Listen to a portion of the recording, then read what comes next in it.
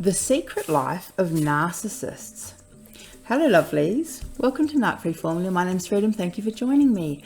Today's episode I want to talk about the secret life of narcissists. But before I start, just quickly, can I remind you guys to like and subscribe, like the video, subscribe to the channel, hit the bell notification so you don't miss any upcoming videos, because a lot of people have been unsubscribed by YouTube. So check if you're still subscribed and hit that bell notification.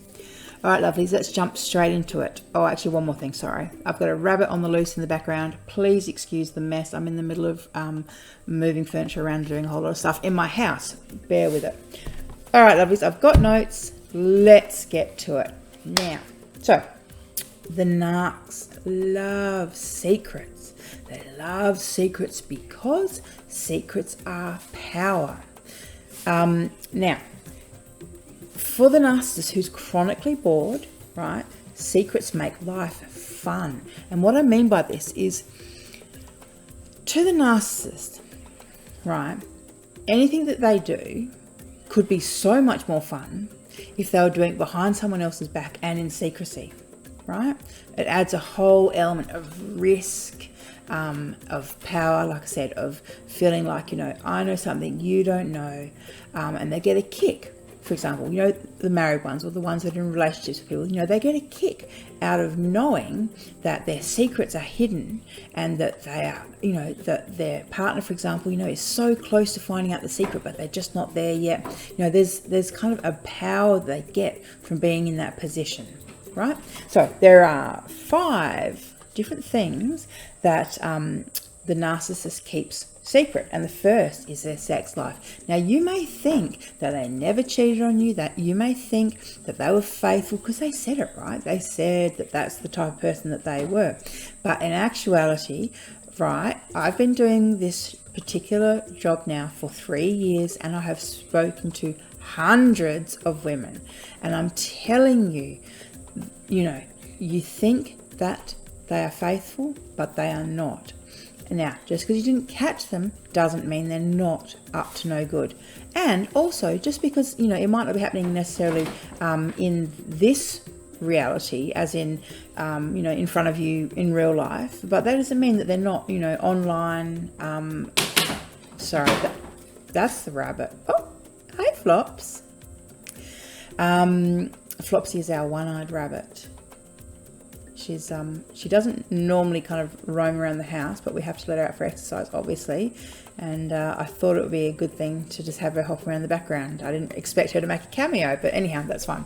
All right, so back to it. So, you know, just because they're not, you're not catching them cheating in real life, doesn't mean they're not doing it online or behind your back, you know, in some way, shape or form, which leads me to point number 2. So they keep their sources of supply secret. So you don't realize that he, you know, that when I say he, because like, once again, you know, my channel is for women. If there are men watching, you're more than welcome, but I'm just, you know, I'm not going to edit myself the whole time. So if, you know, you don't know what he's up to, and the narcissist will be sourcing fuel. You know, they will be sourcing fuel. They'll be trying on other people. They'll be talking to other people, flirting with other people, seeing how it works, seeing if it fits, seeing if they can get some fuel, you know, from the woman that serves him, you know, at the local counter at the cafe or anything.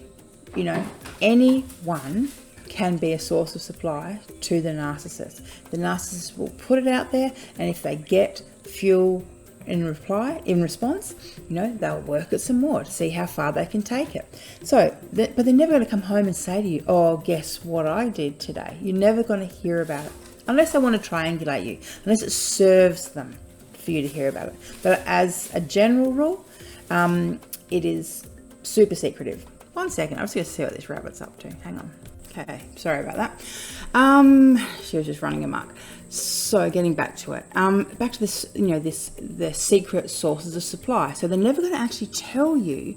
And the thing is that if you're kind of observing it as a third party, it's super confusing because you don't understand. It doesn't run along kind of the normal rules of relationships. So what I mean by that is, you know, when you're in a relationship, sometimes people end up falling out of love, and they, maybe start an affair, or maybe they end the relationship, or, maybe they accidentally have a kind of spark with another person, and that kind of stuff. I mean, it's, it's not necessarily the greatest thing when that happens, but that's, sometimes how things go. But with the narcissist, if you're paying attention, what you'll see is them kind of flirting with like a whole number of people. I mean, in my particular case, there was like 5 or more women that I had seen him flirting with and playing these kind of games with, like in front of me as well. And we were married, and it was super strange. And so in my mind, I was trying to figure out, is he falling in love with this one or that one? And in hindsight, obviously he's not falling in love with anyone, but I didn't know that then, and it was super confusing to me. So anyhow, they're never going to tell you about who their other sources of supply are, unless it is to triangulate you, so then they can throw it in your face and say, oh, so-and-so does this better than you, or so-and-so thinks that I'm a really good guy, or so-and-so, whatever. All right, lovelies, number 3 is their phone, right? If you knew what was going on in that phone. So there's a few things the narcissist does. One is they either have a second phone, right? So if you have a narcissist who's always saying to you, give me your phone, I want to check your phone, that kind of thing, that's usually a bit of an indicator of what they're actually up to, because they project, right?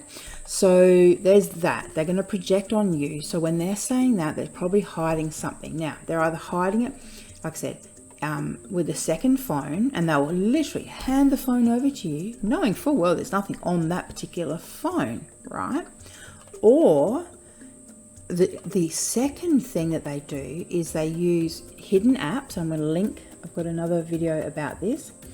Hidden apps and tools that are used like for spyware, so that they can literally hand the phone over to you, knowing full well that without a certain password, you're going to see the phone one way, right, which is the public way, right? But if you put the code in, it becomes the private view, and it's totally different. In the private mode, you can actually see his text messages, his photos, his videos, his call logs. You can actually see all that, right?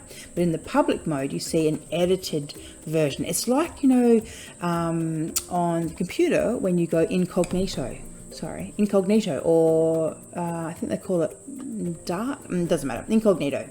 So if you don't want your search engines to be recording your searches, you can go incognito. Similar kind of thing, right? For example, there's one media file, and it's called .no media, and if you have that .no media file on your phone, right, certain images that you put in it will not be seen by anyone, unless, I'm not sure exactly how the .no media works. All I know is that when I had access to his computer, his phone, and I searched, because I ended up with his old phone, and I searched this .no media, and sure enough, boom, it appeared. I found it. So I'm not sure how it works, but I do know that it stops you from seeing certain images. So in the narcissist phone, that's where their secrets are hidden. But like I said, they're never going to let you have access to it. So even when they are handing over the phone to you, that's because they know full well that you will not be able to access the actual photos, messages, whatever, which leads back to, well, 1 and 2 really, hidden sex life and hidden sources of supply. Okay, secretive sources of supply, secretive sex life, all the same. Number 4, darlings, another narcissist secret is their past, right? You think you know the person that you're with, right? But the reality is you only know what they tell you. And the fact of the matter is they lie and they edit and they play themselves out to be the victim, and they don't actually tell you the truth. I mean, that's just the bottom line. You will not hear the truth from a narcissist. Doesn't matter how long you talk to them, doesn't matter what you ask, how you ask it, how you play the situation. It doesn't matter what you do, right? Because the power is in the secret, right? In them not knowing. It's like, that kid's fairy tale about Rumpelstiltskin, right? I can't remember the exact story, but I'm pretty sure it was something like the baby was stolen and something like that, and he would only give back the baby if the princess could guess his name, which was Rumpelstiltskin.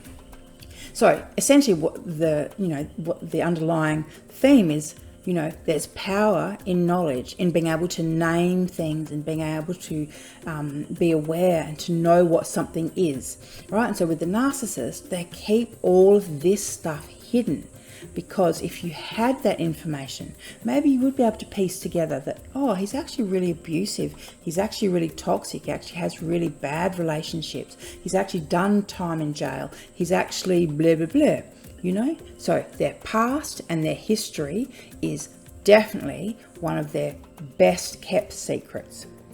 And number 5 is pretty much everything. I just wanted to say this, like narcissists, like I said, they love secrets. There's so much power in that. They get a real kick out of it. Like I said, imagine the kick they get out of screwing around, right? Knowing they're doing it. You're demanding to see their phone, right? It's all the evidence is there in the phone. And they're handing it over to you, knowing full well that there's like a 1 in 1 million chance that you might actually get the right passcode, or you might know what to do, and the adrenaline rush that they're going through, and then the duper's delight, the sheer joy that they have when you can't actually get into their phone, but you're holding all the secrets in your hand. The power and the duper's delight. And if you don't know what duper's delight is, it's basically just the joy that a psychopath or a narcissist gets from duping someone, from conning someone and getting away with it. It's kind of like that look. Oh no, it's all right. I won't. I was about to be political, but I'm not going to, because I just keep getting myself in trouble online. So I'm just going to stop that right now. Anyhow, duper's delight. Watch out for smug, weird smiles at the wrong time, right? They're usually saying something or covering something. All right, lovelies, I think that covers it all. Narcissists are secretive, and if you knew their secrets, you'd be gone. You'd be a mile away, okay? All right, lovelies, thanks for listening. Bye-bye.